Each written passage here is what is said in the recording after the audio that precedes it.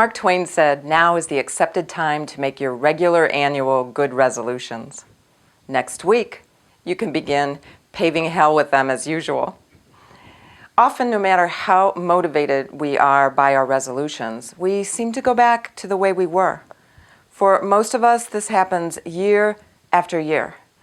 And for some of us, we don't even bother to make resolutions anymore. We say that life happens, we say we lack willpower or we don't have the discipline, and thankfully, those are not the reasons our resolutions don't work. Our resolutions don't work because they're not inspired. This gentle reminder offers some guidance on how to reformulate your resolutions so that they do work, so that you can keep them and you can achieve long-lasting, meaningful success. Now, there are a number of reasons our resolutions don't work. We create a state of perfection that we haven't even defined in our minds and set goals which have no real meaning to us, usually focused on what we don't want. Then we judge and criticize ourselves when we've strayed from our goal. At the end of the day, we take stock of the weight we didn't lose, the things we ate that were bad for us, the cigarettes we smoked and that we shouldn't have, the exercise we didn't do, the time we didn't spend with our family, and so on. We do not feel the power of any sense of accomplishment because if we're not exercising 5 times each week, for example, then we've not achieved our goal. We feel badly, and after a few days of this, we believe we've failed. We lose momentum. When we're in states of blame, judgment, criticism, and negativity, it is extremely difficult, if not impossible, to accomplish what is significant and of value to us because we're not inspired. And when we're not inspired, we create a downward spiral. Here are 6 tools that you can use to create inspired resolutions. First, reflect on your past. Take a moment to reflect on the significant events, triumphs, and challenges that you've experienced during the year, during the decade, or during your life. When we take a moment to reflect, without blame, judgment, or criticism, and in a state of wonder on the significant events, challenges, and triumphs that we've experienced, we often discover that we've accomplished much more than we give ourselves credit for. We see the valuable lessons that we've learned. We see the values that we embody, and we see how much strength that we have. As you reflect, you'll notice that you get lots of ideas on how to build upon and expand these strengths, accomplishments, and learnings. So as you receive these ideas, take note of them. When we reflect on how we spent our time and money, and on who and what influenced us and what happened with our relationships, we discover we have been in alignment with what truly matters or not.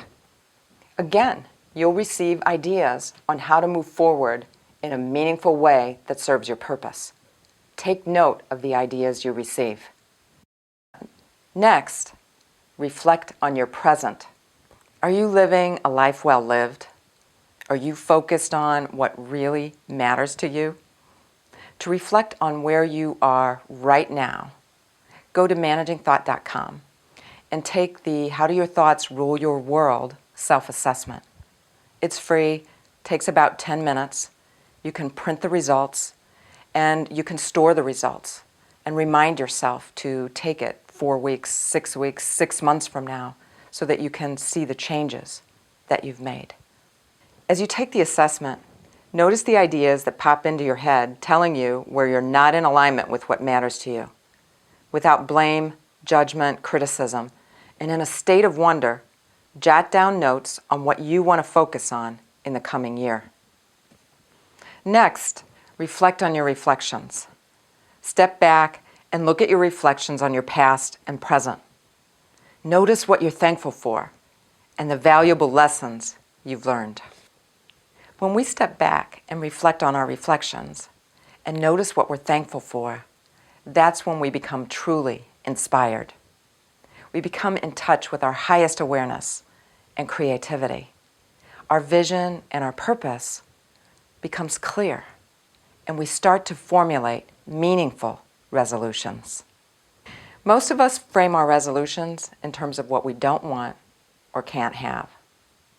Resolutions to quit smoking, lose weight, get more balance, reduce stress, get rid of debt, are all focused on what we don't want. It's not inspiring. Let's take a look at the resolutions for quitting smoking and losing weight. When my resolution is to quit smoking and losing weight, I'm focused on what I don't want: smoking and excess weight. And then my action plan usually involves thinking about cigarettes I can't have or the foods I'm not supposed to eat. So then I'm giving my brain an instruction to look for and point out every cigarette I can't have and every food I'm not supposed to eat.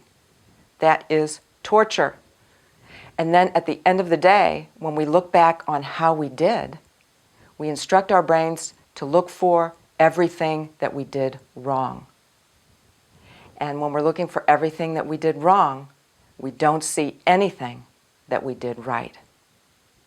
And then we have a downward spiral. So focus on what you want.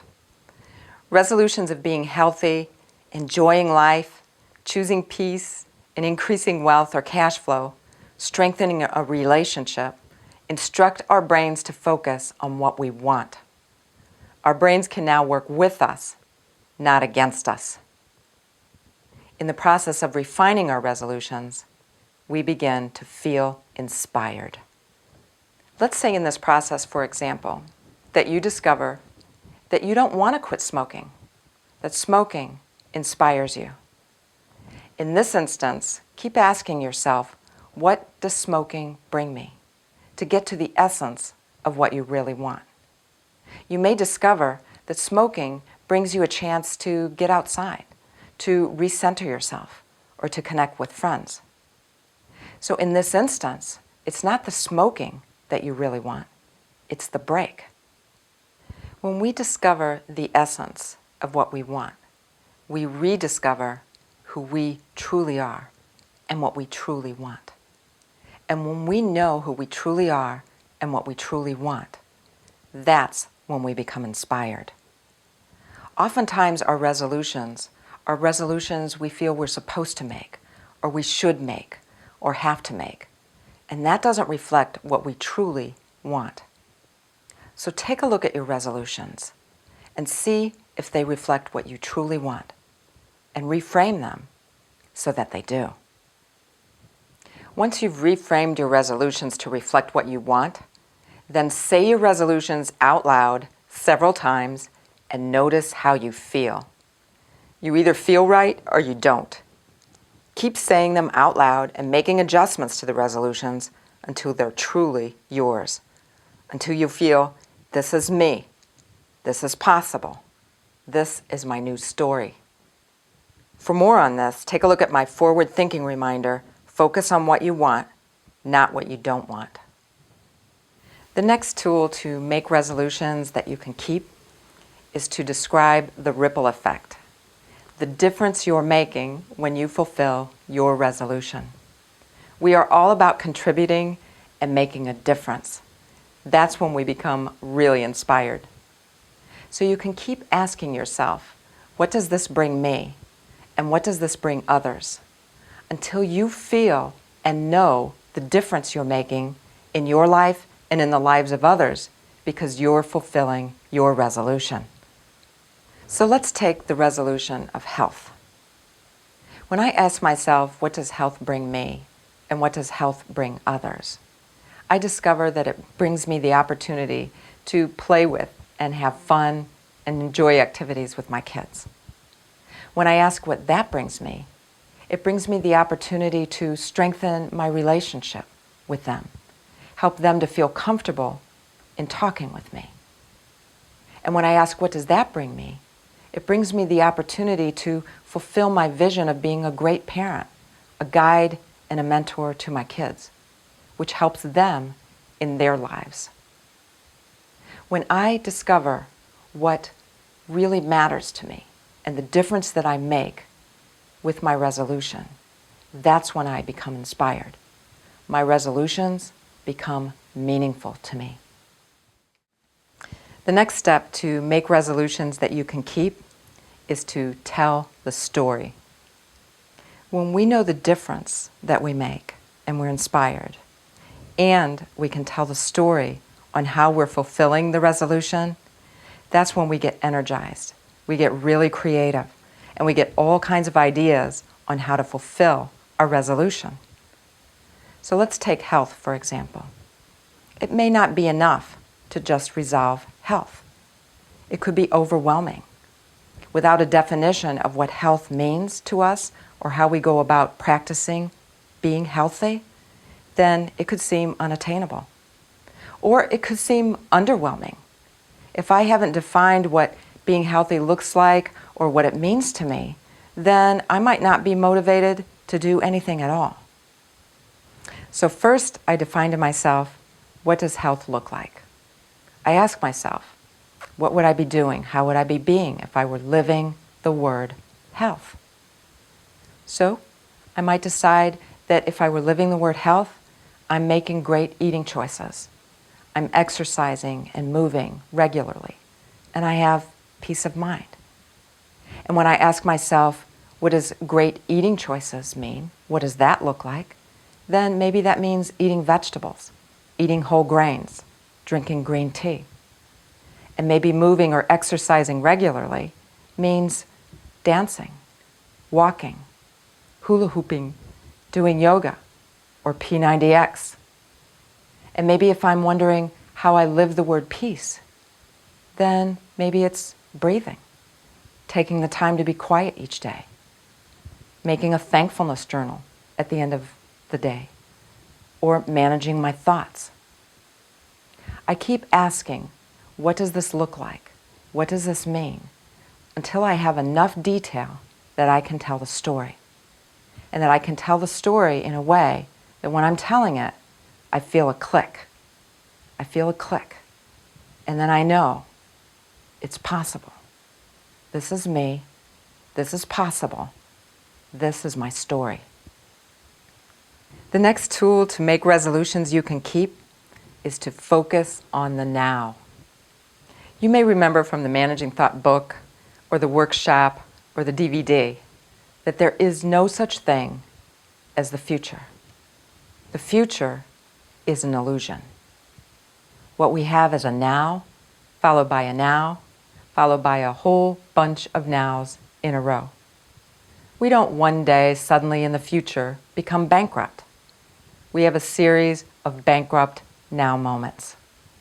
We don't one day in the future become a great leader or a great parent or healthy. We have a series of great leader, great parent, and healthy now moments. And after we've achieved enough of those moments, a critical mass of those moments, then we're it. Then we're a great leader, a great parent, and we're healthy. And it's the same with accomplishing a goal or fulfilling a resolution. We don't suddenly one day achieve the goal or fulfill the resolution.